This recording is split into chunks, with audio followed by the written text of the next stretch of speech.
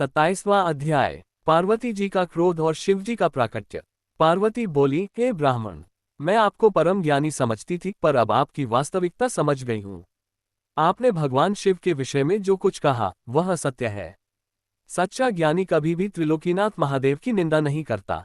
यद्यपि वे लीला के लिए विचित्र वेश धारण करते हैं, पर वास्तव में वे साक्षात परमब्रह्म और समस्त सृष्टि के स्वामी हैं। वे निर्गुण होकर भी सभी गुणों के आधार हैं।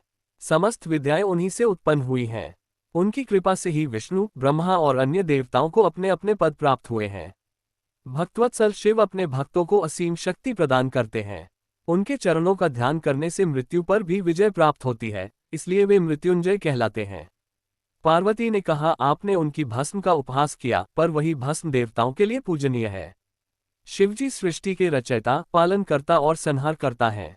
उन्हें साधारण बुद्धि से नहीं जाना जा सकता।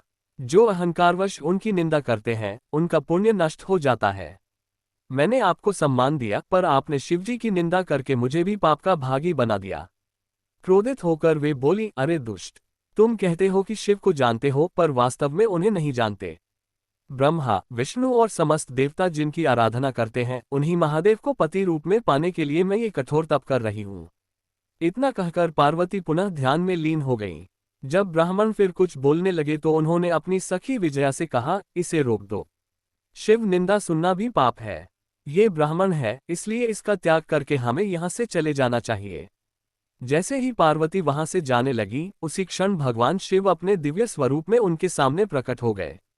जिस रूप का वे ध्यान करती थीं, उसी रूप में महादेव के दर्शन पाकर वे लज्जा से सिर झुकाकर खड़ी रह गईं। तब भगवान शिव बोले, हे प्रिय, तुम मुझे छोड़कर कहाँ जा रही हो? मैं तुम्हारी कठोर तपस्या और अटूट निष्ठा से अत्यंत प्रसन्न हूँ। तुम्हारी परीक्षा लेने के लिए ही ब्राह्मण का रूप धारण करके आया था। अब मैं जान गया हूँ कि तुम ही मेरी सनातन अर्धांगिनी हो। मैंने बार बार तुम्हारी परीक्षा ली, उसके लिए मुझे क्षमा करो।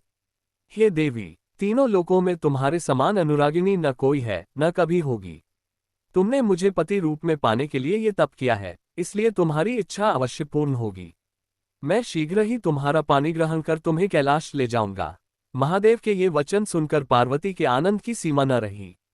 उनकी वर्षों की तपस्या सफल हो गई। सारे कष्ट और थकान पल भर में दूर हो गए। भगवान शिव के साक्षात दर्शन पाकर वे स्वयं को धन्य मानने लगी और उनके सभी दुख समाप्त हो गए।